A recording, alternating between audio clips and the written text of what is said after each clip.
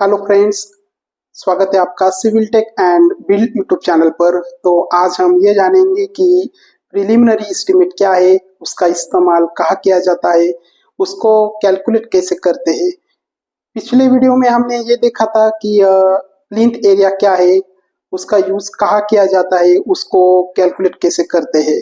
तो आज के वीडियो में हम प्रिलिमिनरी एस्टिमेट के बारे में जानेंगे, तो बने रहिए हमारे साथ।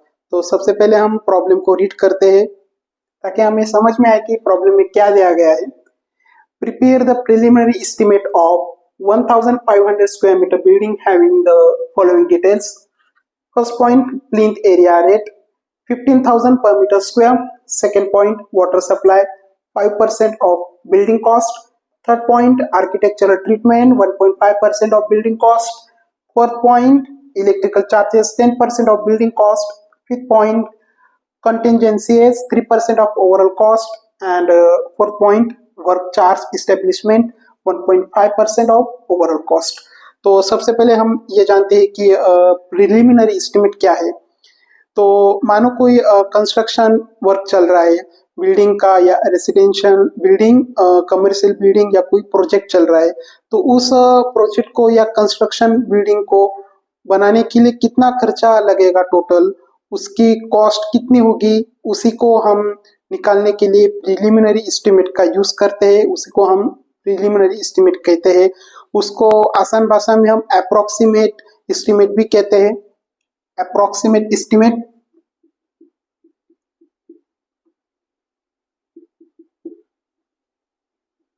अप्रोक्सीमेट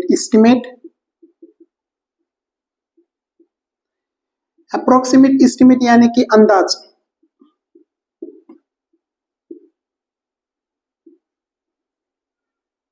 अंदाज खर्च, आसान भाषा में कहा जाए तो उसको हम अंदाज भी कहते हैं। तो उसी को हम प्रिलिमिनरी एस्टिमेट कहते हैं। मैंने आपको बहुत ही आसान भाषा में कहा है, समझाया है। तो चलिए हम इस प्रॉब्लम के जरिए समझते हैं कि इसका इस्तेमाल कैसे किया जाता है। तो चलिए, ये एक बिल्डिंग है जिसका एरिया है 1500 स्क्वायर मीटर, और उस बिल्डिंग के लिए ये कुछ डिटेल्स है। प्लिंथ एरिया रेट, उसका प्लिंथ एरिया रेट है 15,000 पर मीटर स्क्वायर। अब आप सोचेंगे कि ये प्लिंथ एरिया क्या है। प्लिंथ एरिया यानी कि the total area of the building include the external and internal walls measure at the floor levels of the basement and any storey is called plinth area. यानी कि जो building का area होता है, उस area में जो external walls and internal walls को मेजर किया जाता है बेसमेंट के फ्लोर लेवल्स पर, उसी को हम प्लिंथ एरिया कहते हैं।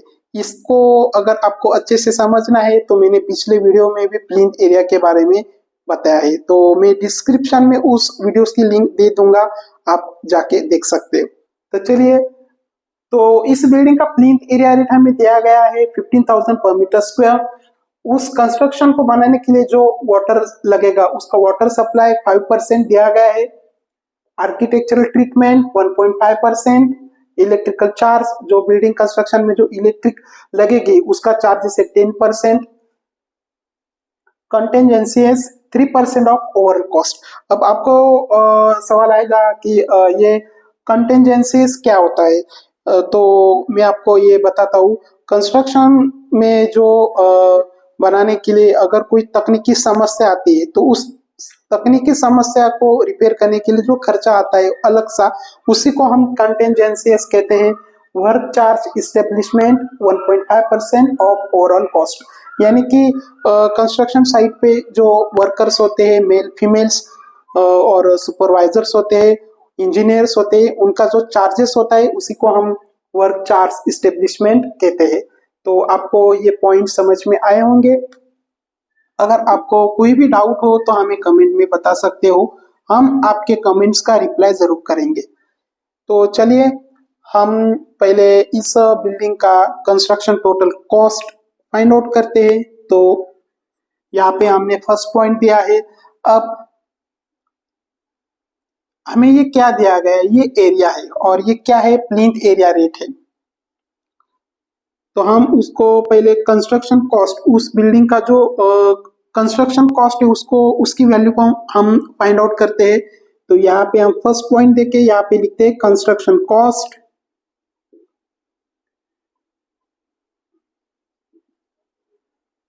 Construction cost is equal to, construction cost is equal to 1500 into 15,000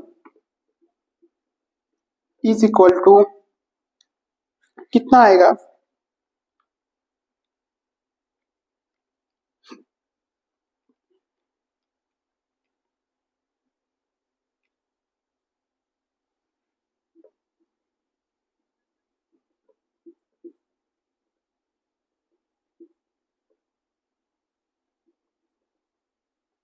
2,25,00,000।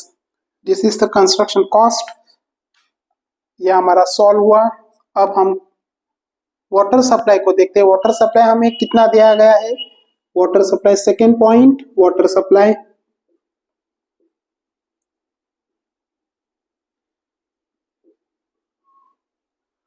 Water supply is equal to, water supply हमारा कितना है? 5%। 5 divided by 100 into, this is the total construction cost. तो हम इसको देखते हैं, this value input in this equation 2,25,00,000।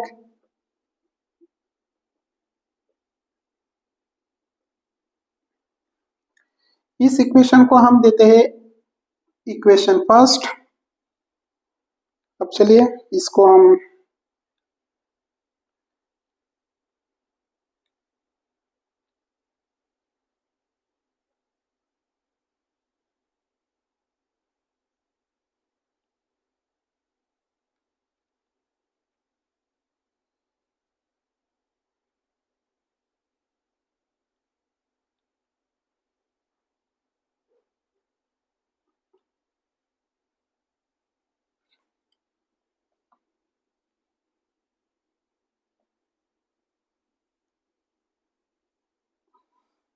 तो कितना निकल कर आया हमारा? 11,25,000। इसको हम देते हैं इक्वेशन सेकंड। अब हमारा थर्ड पॉइंट क्या है?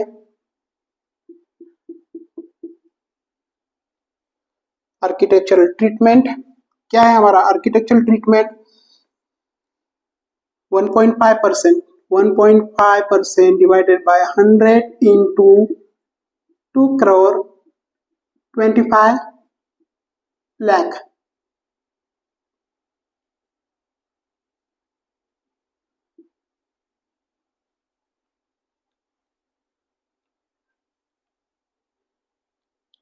इसको हम सॉल्व करते हैं।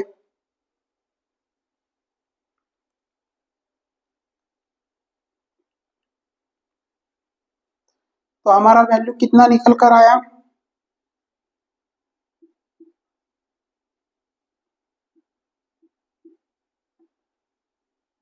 3,37,500।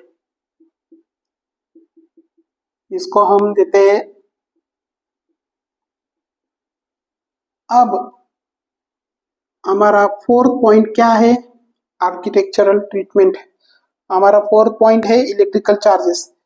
कंस्ट्रक्शन साइट में जो इलेक्ट्रिक लगेगा उसका चार्जेस है।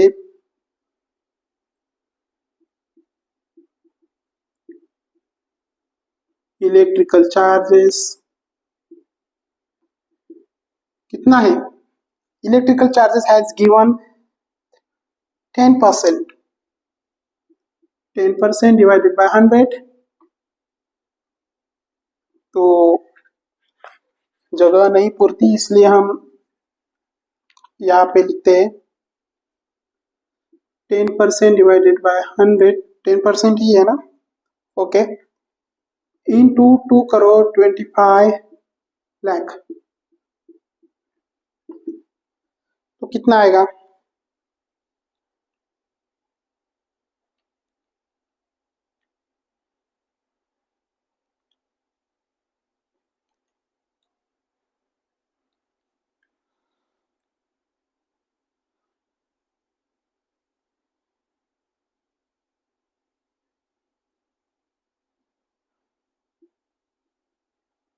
22,50,000.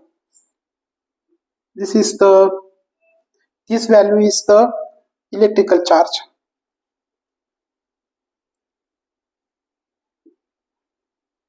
हम इसको इक्वेशन नंबर 4 कहते हैं। अब हम क्या करना है,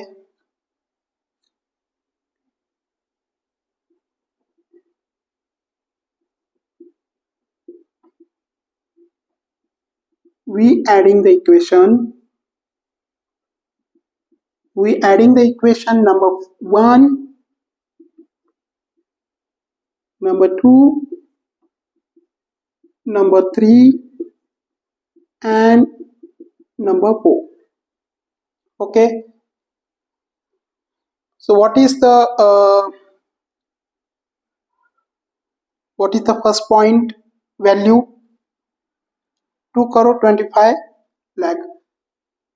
2 crore 25 lakh plus what is the second value? Second cost 11,25,000. 11,25,000.